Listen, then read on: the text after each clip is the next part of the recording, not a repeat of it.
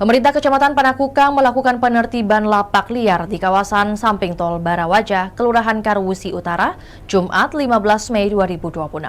Penertiban dilakukan sebagai upaya penataan lingkungan sekaligus mengantisipasi potensi bahaya di kawasan tersebut. 16 lapak semi permanen yang berdiri di sepanjang sisi jalan dibongkar.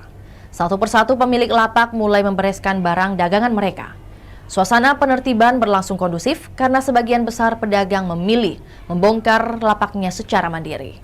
Camat Panakukang Syahrul menjelaskan, sebelum penertiban dilakukan, pemerintah setempat telah beberapa kali memberikan edukasi dan surat peringatan kepada para pedagang. Pendekatan persuasif juga terus dilakukan agar proses penataan berjalan tanpa konflik. Ia mengakui sempat ada satu pedagang yang keberatan dan mencoba mempertahankan lokasi dagangannya. Namun setelah dilakukan dialog, pedagang tersebut akhirnya memahami alasan penataan dan bersedia membongkar sendiri lapaknya. Lapak-lapak tersebut diketahui berdiri di lahan fasum di sisi kiri jalan kawasan Barawaja. Keberadaannya dinilai membahayakan karena jalur tersebut kerap dilalui kendaraan roda 4 hingga kendaraan besar.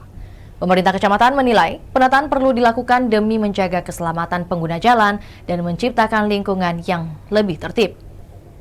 Seluruh bangunan yang dibongkar merupakan lapak semi permanen, termasuk ada warga yang menjadikan tempat tinggal. Material seperti kayu, seng, dan terpal diangkut sendiri oleh para pemilik setelah proses pembongkaran berlangsung. Usai penertiban hari ini, pemerintah kecamatan memastikan akan kembali melakukan penyisiran di sejumlah titik lain di wilayah Panakukang yang masih ditemukan pelanggaran serupa. Itulah tadi berita Hot News kita pada hari ini. Saksikan berita Hot News lainnya hanya di kanal YouTube dan Facebook Tribun Timur. Download Tribun X sekarang.